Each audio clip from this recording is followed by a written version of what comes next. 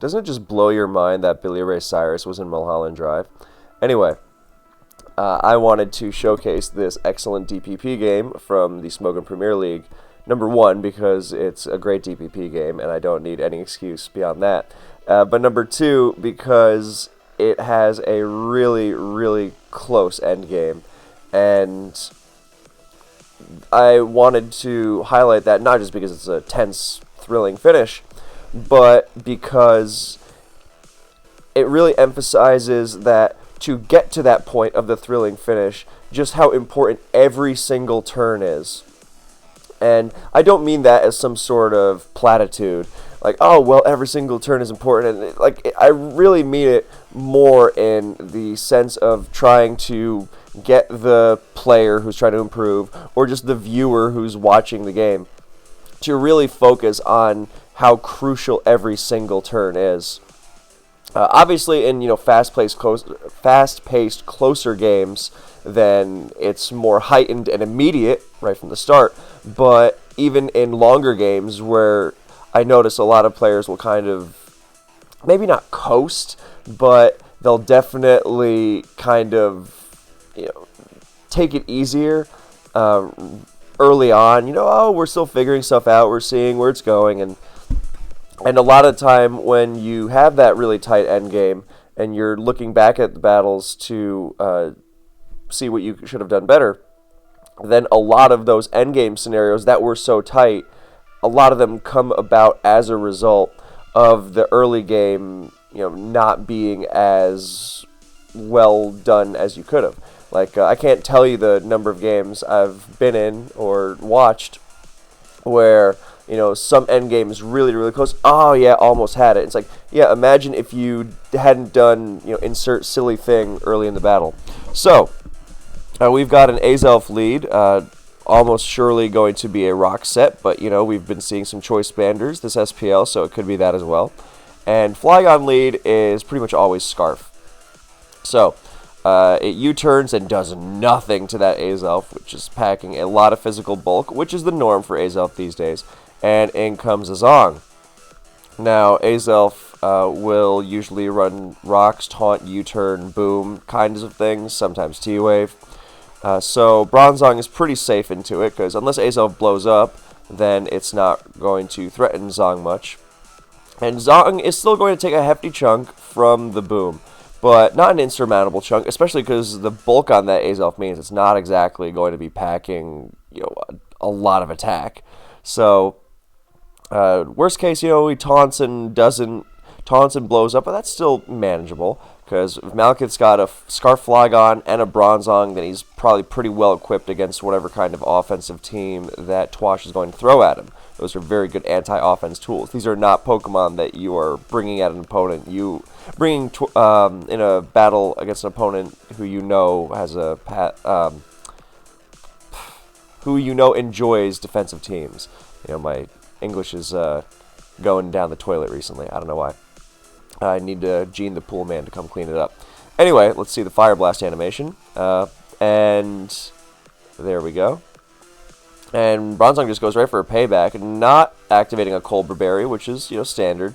We don't see a Citrus Berry either, so almost surely going to be a Lum Azelf for Scarf Roserade leads, which can leave Storm, but that's up in the air.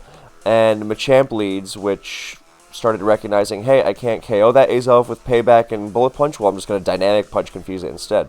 So, also beats Jirachi leads Body Slamming, although those are less common now. So, yeah, the Fire Blast is less than half, so very bulky, not going to be anywhere near a max special attack Azelf, I don't think. And Payback, not quite doing it. So, Fire Blast is actually quite rare on Azelf these days. It's still a good choice, obviously. I mean, God, it hits Metagross and Jirachi, and with physical defense, then yeah, it's a great choice. So I really like it from Twash. And I even wonder, Malekith is one of the few players left who really likes Fortress, so I wonder if that had anything to do with it. But even if not that, rather niche pick, then it's more going to be about the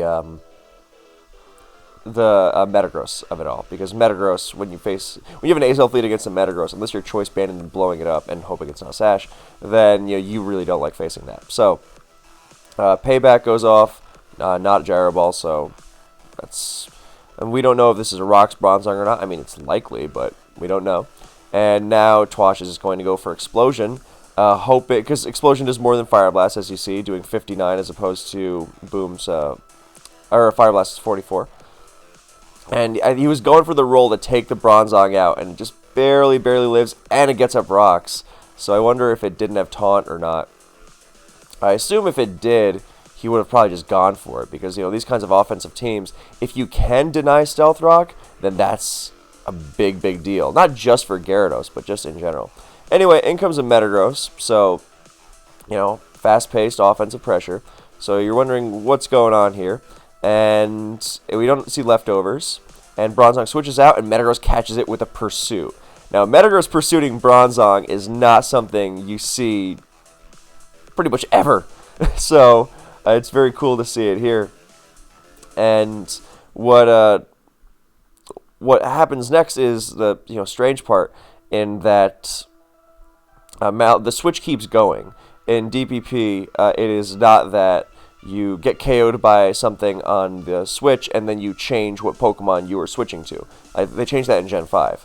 You know, T-Tar KOs your Latios, you were going to switch to your Gliscor, but if T-Tar KO'd Latios with Pursuit, now I'm switching to my Terrakion, for example. So, I don't know what kind of team is running Latios, Gliscor, Terrakion. Actually, no, never mind. I can fathom it.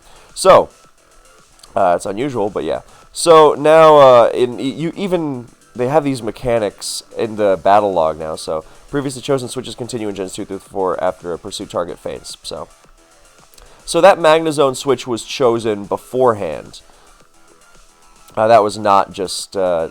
because you're kind of wondering, is this a Scarf Metagross? Which, I mean, it's a great Pokemon, but you don't really see it on Azelf offense. But then again, you also don't really see Pursuit Metagross on Azelf offense. So it kind of gets you thinking, what's going on here? So...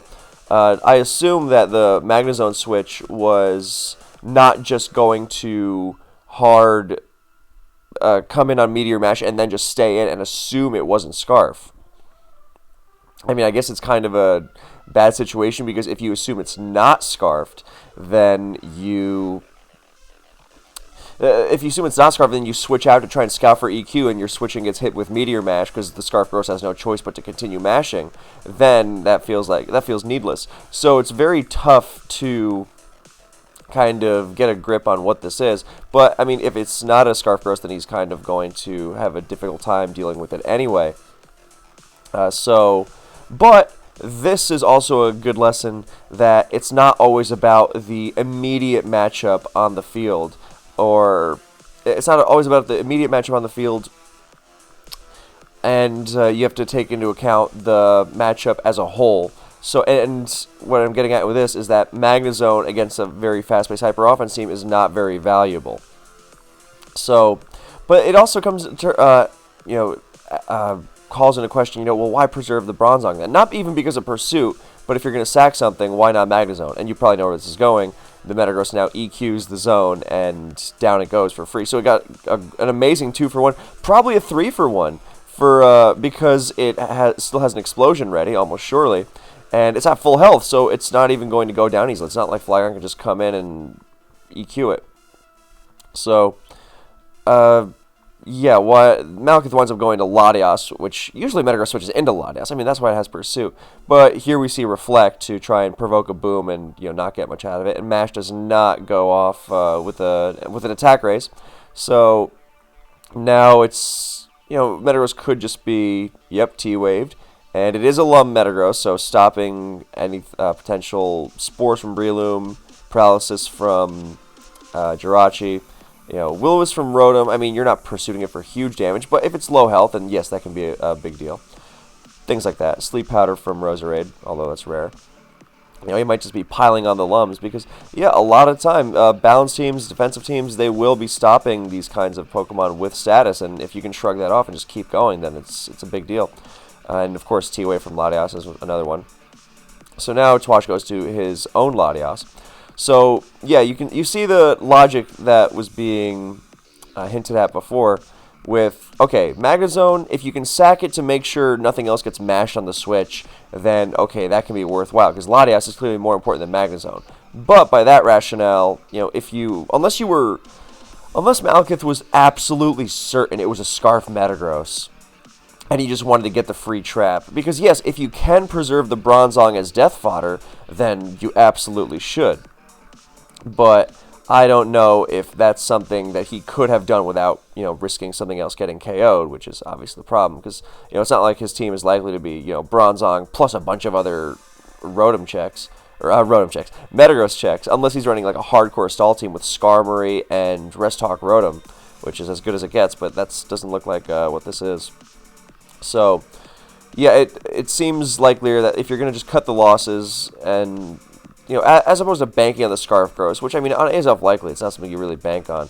So I'm not sure what was going on there. I appreciate the attempt, and the pursuit made it sillier than it seemed, because the unlikely pursuit made it look sillier than it was. I mean, I still think it was, like, not a very good move, but I get it. And the pursuit just made it, just amplified the effect, because Zone went down, but he still could have had Bronzong as death fodder at least, but now he's lost 2 Pokemon. So I think it was better to just, you can't assume Scarf there and just let Zon go and then bring Latias in and reflect. But that is the win condition, or one of them anyway. I mean, this is a very anti-offense team. I mean, Scarf, Flygon, Bronzong, Reflect, Latias, because Reflect Latias is one of those Pokemon that tries to plant itself in front of offense and just run through it. Anyway, Twash gets his Latias in on Recover, scares it out, and now with 2 steals gone, then Draco Meteor's going to get ugly. Oh, but Twash, even though he's running a very offensive Latias, he goes for a T-Wave, and I don't know how I feel about that. I mean, I get that he doesn't want to just Draco into Jirachi, but he's got to... I don't know. No, if it's also a Scarf Latias, surely. So it's not like Scarf Latias is going to be a big threat against a healthy team. Because even though he's got, Flygon and Latias, which are both destroyed by Draco Meteor, it's not like the last 2 are going to be pushovers that are also destroyed by it. But, because I'm thinking, when I'm watching this live, oh, there could be like a water there. Like a Milotic would be absolutely in place there. That kind of team was very popular. I mean, I guess Latias competes for the slot a little, but I don't know. So, yeah, T-Wave goes off into an unexpected Nidoqueen. And, I mean, talk about anti-offense. This has T-Spikes as well, so many grounded pokes are going to be in trouble. And, yeah, so Metagross coming into Nidoqueen, that's also not a great sign. Because, yeah, okay, Metagross can threaten Nidoqueen very nicely, as he goes for a mash to not let Latias in on EQ. Nicely done. But, Metagross is also going to be taking hefty damage from it. Although, I mean, this is also kind of a... It is a win-win position from Twash based on what he knows so far, because he's got a Metagross that... he's got a Latias, which is Scarf, so it outspeeds and KOs Flygon, KOs Latias, and if Nidoqueen takes damage, as Nidoqueen was the Draco switch. But you also have to start considering, okay, Malekith's team is completely 6-0'd by Clefable. I mean, okay, you can do things like Roost Scarf Flygon to try and handle it, or, some sort of booming Magnezone and Bronzong, but Latias, Nidoqueen, I mean, these Pokemon are still very, very vulnerable to it. So that last Pokemon, if you got a T-Spikes team, you got to have something to deal with it. And very likely it's going to be something like Breloom or your own Clefable, and you want Metagross for that, so you got to be careful with its health as well. But then again, this is why Latias' Healing Wish is so great, that Metagross can take an EQ from Nidoqueen, and you can still bring it back later and be a threat, which it clearly is. I mean, Reflect isn't up, what's coming into MASH? I mean, regardless of whether it's Loom or Clef or Crocoon, I was also thinking, Call My Restock Suicune, then that is at least vulnerable to EQ, but nothing else. And then revealing it would be good. But from the way that it's been played so far, I don't know if you can suggest that truly. That, Suicune would have come into Metagross by now. It's like, well, you don't want to risk the boom. But on the other hand, I don't know. I think it's, I think risking the Magnezone is a lot likelier if you don't have that last Pokemon that can take it on. It's not 100% either way. We don't play a game of 100%. The only 100% thing is the damage Seismic Toss will do. But yeah, not that it does 100%, you know what I mean. That it does a fixed damage percentage. Or Super Fang or whatever. Well, Super Fang at least can miss. Anyway, so Nidoqueen doesn't even EQ, it just roars, because Malekith being behind needs to form a more concrete plan. I mean, he's laid the foundations for sure. He's got the rocks, he's got the T-Spikes, he's got the Reflect Latias he knows is important. He's got the Scarf Flygon to try and clean up. He's going to have to be careful around Twash's own Scarf Latias. If anything, he kind of like wants it to Healing Wish so it doesn't bombard him with Dracos more. But that's the thing. It's like he's putting together these general blanket plans for offensive teams, you know, the idea of offensive teams, but he's still kind of groping around in the dark, and what he needs is more information so he can form a more concrete plan. So he just hopes he doesn't roar into Latias, and bingo, he gets a Mamoswine. Mamoswine is a big threat, and I mean, Ice Shard for Flygon. It can, depending on what it's running, you know, Latias isn't going to want to deal with it too. Although bulky, defensive, you know, plus defense Latias, that can take on Mamoswine. I mean, if it gets hit with an Ice Fang on the switch, okay, that's trouble. But Mamoswine does not always run Ice Fang. It's usually Shard, Stone Edge, Superpower, and Stone EQ, obviously. Although sometimes you want things like Ice Fang in there, specifically for cases like this. Anyway, Nidoqueen doesn't want to get, you know, doesn't want to be part of this. If it has Protect, also Roar is a very underrated move on Nidoqueen. I'm glad to see it. It's tough to fit Roar and Protect on Nido. It can be done, but yep, there's Clefable, and it's a bold Clefable, which suggests Calm Mind, as it takes nothing from that EQ. I mean, 39%. Good lord. So Clef counters everything. And now, of course, the threat is Superpower. But yeah, the T-Spikes are big there. If there's no T-Spikes there, the Mamoswine is just going to, you know, barrage you forever. Or bombard you forever is a better word. And in comes Latias on the, not a Superpower, an Earthquake. So that leads me to think, okay, well, you could assume that Nidoqueen would come into check for the Superpower. But because, you know, but Latias does the same thing and also hits EQ. So it's not enough to guarantee that there's no Ice Fang, or that there's no Superpower, but it does increase the likelihood, because remember, we're playing a percentage game here, and that doesn't just include the percentages of the odds of attacks and crits and whatnot, but also the likelihood of your opponent having something, you know, and, you know, holding back on revealing something is a skill. Twash could have it and just say, I'm not revealing it yet. I might want a Healing Wish. I mean, talk about a Healing Wish target. Mamoswine against this team, my god.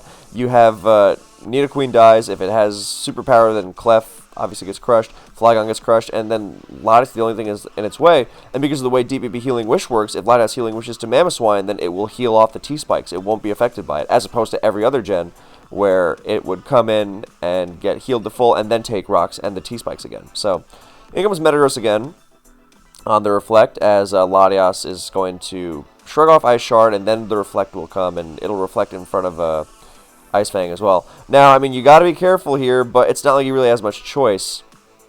So there's another attack raise, but he gets the T-Wave off, and that's big, because now Metagross is slower than Clef, slower than Nidoqueen, and obviously the full Paras can kick in when dealing with its attacks. So the Latias is not really going to be taking its hits one-on-one, whether it's Ice Beam or Dragon Pulse or whatever, but it's not going to be beating it one-on-one almost surely. And you don't want Latias getting boomed on, even with Reflect, because its health is pretty much, you know, one of the safest things holding you together against Mamoswine, and the great unknown of the last two. So you want that, because Latias solos so many offensive Pokemon on offensive teams. So you preserve that. It is the more important Pokemon. And then you go to Nidoqueen, which it can take its hits better, and you can threaten it better, and and it's less valuable besides that, because it doesn't heal, it's already taken damage. So on all counts, Nidoqueen is a better choice here, especially now that Metagross has gotten the mash boost, because you don't want, you know, Latias can take a reflected explosion, but at +1, then not as well. Anyway, that mash is a very, very respectable chunk because of the boost, even through the reflect. And this is why it's very good that it's paralyzed, because now Malekith can actually threaten it.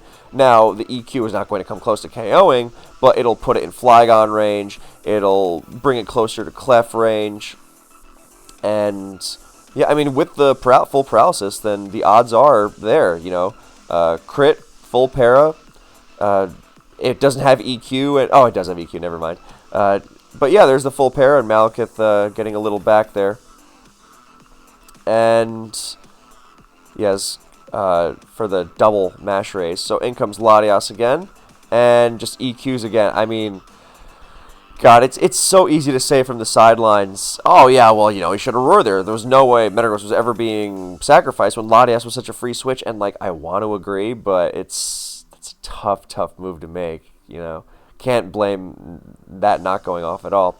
And the problem is, when Latias is let in, I mean, okay, it's not that bad because as the Reflect wears off, yeah, Latias is a free Draco here, and Flygon dies, Latias dies, Nidoqueen dies, and Clefable will die to 2 because it's bold, so it does not have the special defense to shrug off even unboosted Dracos. The most you could do to avoid a KO is go to Clef, get it to -2, and then double the Nidoqueen. But then then Clef is severely damaged, and you can't bring it back to higher health as easily. It really needs to be at high health or against something paralyzed. But yeah, it could get very ugly against Metagross, Mamoswine, whatever the lasts are. So he just decides, I'm going to make the safer move and just sacrifice it, because now I get a healed up Clef, and Metagross doesn't want to switch into T-Bolts. So instead, Twash goes to Magneton, and Malekith goes for a T-Bolt. Calm Mind, very good move. Not because that's again proactive. Because you can't when there's this unknown, you gotta force the issue. You gotta hit harder. You gotta make yourself bulkier for that matter. But even though Twash's team is very physically oriented, he can still have. I mean, the special defense boost here now against Magneton, it makes a difference. I mean, not that if it soft-boiled it would have been rough, but, when you don't know what's going on, then you're like, look, I'm at good enough health, and I need to force the issue more, rather than just being passive and soft-boiling. So he's got enough health to still soft-boil on something later.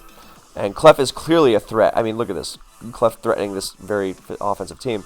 It's just amazing. But, yeah, so very nicely done by Malekith there, and Twash is going to Scarf Magneton to remove Skarmory's for Meta and Mamo. He's got the nice double trap thing going on with the Magna Pulp Pursuit combo. And the T-Wave goes off. Now, remember, this is DPP, so Magic Guard means that Clef cannot fully paralyze. But, yeah, he's just slowing it down so Metagross can blow up on it. And, yeah, Metagross goes for... Magneton is just coming in here, or sacrificing itself. It even gets fully parried, so it's really useless. But even before, it was just going to do that. I guess it theoretically... It could... yeah, double Scarf... Wow, Twash's team is very anti-offense as well. I mean, the Ice Shard Mamo, the Metagross with the bulk, and the double Scarf of Latias and Metagross. I guess theoretically the Latias doesn't have to be Scarf, but it would make... I wouldn't be surprised.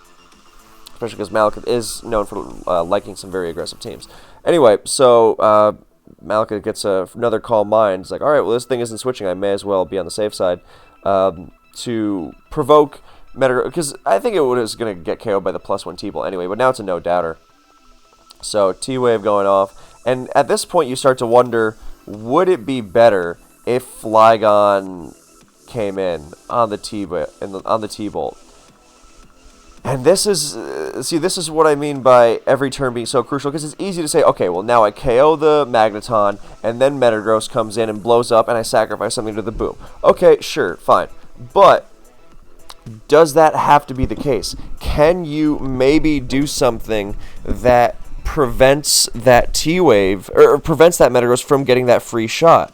And the reason I ask this is, look, the Magneton is at 7%, so could you go to Flygon, and this is not a very obvious move, because like I said, it's easy to just go, and I'm not faulting Malekith for this, by the way.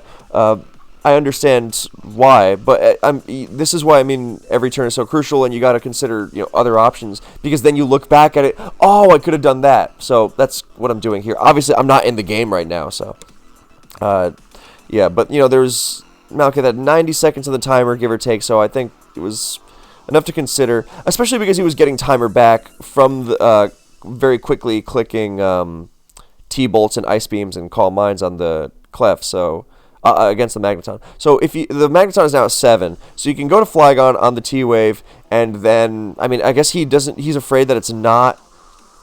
Yeah, you might fear that it's not a scarfed Magneton, and it's something else, and it could just like boom or something. But I don't know. I think it would likely be Magnezone in that situation, and Magneton boom is so weak. It's not like it's going to be threatening Flygon with a KO. That's all you really have to be concerned about. I get that you don't want to have its hit-taking ability impeded, but as opposed to giving Metagross the free KO after, I think it's worth thinking about at least. Because Metagross comes in, you U-turn, and either he goes to something. Nothing else wants to switch into the U-turn. You would take that.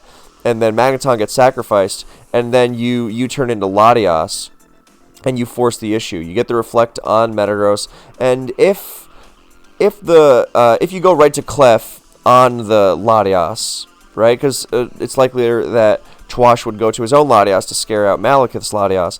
Okay, so Malekith goes to Clef, and then Twash has to double to Metagross to get that explosion off. So you are effectively in that same situation where Metagross is facing Clef, and is going to get the free explosion KO, but you made Twash work for it, as opposed to just, alright, here's your free Metagross switch. You see what I'm saying? You go to Flygon, you U-turn, you KO the Magneton, you go to Latias.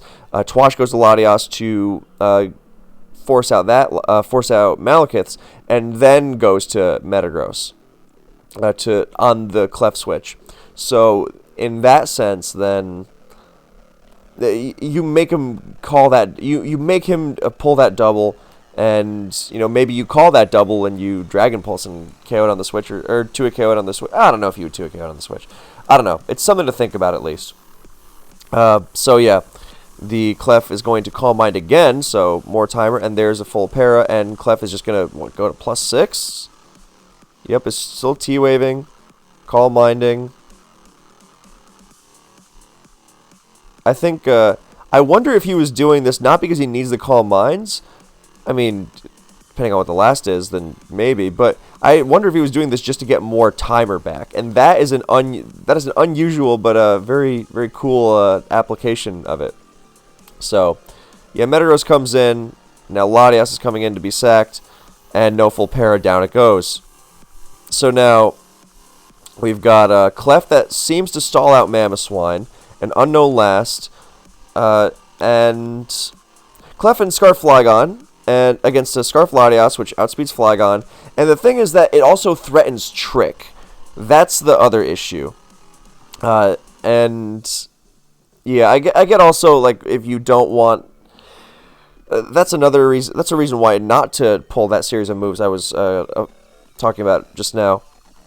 And that, okay, you've got Latias on Latias, alright, but it's not even about fearing the double to Metagross as Clef comes in. It's more about fearing Clef getting tricked, But then again, you're like, okay, well, you get tricked, okay, but at this point, he can't really switch into Ice Beam. It doesn't seem like it anyway. And then I still have my Reflect Latias and a Scarf Flygon that now outruns the Latias, which is previously Scarf. So I wonder if you almost don't want that. Anyway, now you kind of don't have that anymore because you don't have the flexibility, or you don't have the safety net of having the fodder of your own Latias as Malekith. So you have to be careful about the Draco situation and letting... that last, whatever it is, it's something. It's almost surely going to be a physical sweeper. I mean, all signs are pointing to Gyarados because of it's just such a perfect fit on these teams. So I would not be surprised if Malekith was expecting that. So yeah, the Clef is clearly his saving. Clef, Scarf, Flygon. I mean, all these anti-offense tools, they're very good to have against. I mean, the Mamoswine gets stalled out. And I guess now you don't want the Clef being tricked in the event that Latias goes for a... You don't want, in the event that Latias healing wishes to Mamo, and then you lose the... And then Clef will not be able to take on the Mamoswine. I mean, Clef might not be able to take on the Mamoswine even without being tricked, because it just gets bombarded by EQ so repeatedly, and you have to burn a lot of soft boils and avoid a lot of crits. But, I mean, it's also very possible, so, you know, who knows. But, yeah, you want to avoid that getting tricked now because you don't have the Reflect Latias. Because, yeah, okay, before you could still Reflect Latias and beat Mamoswine one-on-one. Now you don't have that luxury anymore. Now you really need Clef's security. So in comes Latias. Great move by Twash. That was pretty much the only move. Because you threaten Trick on Clef and you threaten Draco on Flygon. So either way, it's like, which one do you go for? Do you Draco into Clef and then just, you know, give it a free Calm Mind and maybe lose the game? Because clearly that last... I mean, he's really depending on getting the Trick off on the Clef, because otherwise he's just going to Calm Mind, and, I mean, he doesn't have a Metagross Boom to threaten anymore. It's really, really unlikely he has a fighting type last. So, and if it's not going to be a fighter, then it's not going to be something that really threatens to beat Calm Mind Clef in this endgame. So, yeah, it's really dependent on getting the Trick, maybe getting the Healing Wish off, and then seeing what happens. But, you know, with Mamoswine, but it's a lot likelier that he needs to get that Trick. And, yeah, Malekith goes for the Clef because it's a better move, because even if... Well, I guess you could say that it doesn't make much of a difference, but if you switch Clef into Draco, then you have to Soft Boiled and then maybe give something a free switch. But, you know, given the T-Spikes, you know, and the fact that Clef dominates everything so much to begin with, then it might not make that much of a difference. I guess yeah, I don't know, but Clef is just as threatened by Ice Beam here, by Trick here, because you Ice Beam the Latias, you get tricked, and then the Latias Healing Wishes Mamoswine, and then you can't Soft Boiled stall it anymore, and you lose. So, yeah, then you're toast. The most you would do is like Flygon, Ice Shard. No, you would still lose. You can't beat it. So you cannot get tricked here, and that's why Malekith goes to Flygon, because it's a great move, because Twash winds up Draco Meteor, and it's an amazing play. Extremely heads up. I loved seeing it. But for Malekith, even if Flygon gets Dracoed, that's still a million times better than the alternative. Because if Clef gets tricked, you lose. You're done. You're toast. Even if Flygon gets Dracoed, now it cannot trick you a Scarf, and you Calm Mind, and you stall out the Mamoswine and whatever. And then you're probably in good shape against the last, based on everything we know.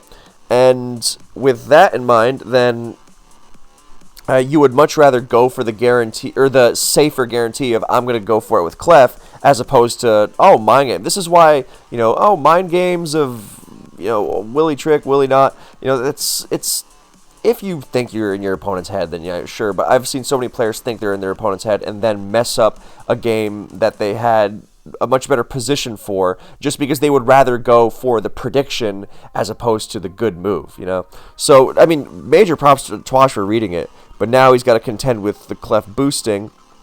And, I mean, moment of truth, Superpower Mamo doesn't even KO Clef. It's so stupidly bulky. But it definitely leaves it at less than full health if you get it on the turn that you die to poison. So EQ, no crit. God, that's doing a lot. And still not going to be at full health. But yeah, Superpower here might do the job. I imagine it's still a roll, though. But yeah, Clef is now at doubled special attack. And in comes Latias. And yeah, so Malekith also positioned this beautifully, because now the Latias is going to trick it, okay, sure, but it's also not going to get a Healing Wish off. So Malekith forced it that way. If the Latias tricks the Flygon, then everything's fine and dandy. And if it Dracos, then okay, but you just lost your ability to trick and Healing Wish. And you kind of wonder, should Twash have gone back to Latias on the Soft Boileds? And you'll see why in a second. But yeah, now moment of truth, what's that last going to be, as he goes for Ice Beam and just prays that it's not a steal or something and didn't have to go for T-Bolt. And it's Tyranitar, and the rocks go up, dig into it, and poison. And does it have a Lumberry? No, it does not. So Clef has a chance. So, yeah. Yeah, because even if it was Gera, thanks to rocks, then +2 Ice Beam, and Clef's insane bulk, and the fact it has to DD, I think he was confident enough that he would be able to take it on with the +2 Ice Beams. So Tar goes for the DD. It is a DD Tar, and now it's just a matter of +2 Ice Beam does 27. Wow, plus poison, so it's under half. So it's going to be able to take another, but Crunch 53, just barely getting that 2-hit KO in there. Good lord. And there's the defense drop. So now the next one is guaranteed. Unless this Ice Beam crits or gets a really high roll or something. Nope. And Tar goes down to 13% with poison and finishes the game. So that was an unbelievably tense finish. So amazing game. I really love seeing it. So some notes. Why go back to Mamoswine, or why go to Latias? I mean, obviously you don't want to get Ice Beam on the Switch because then you just look like an idiot. But the soft boiling from Malekith was so needed, obviously, that I think it was worth considering going back to Latias and then tricking, because then let's say that T-Tar doesn't finish off this Clef, right?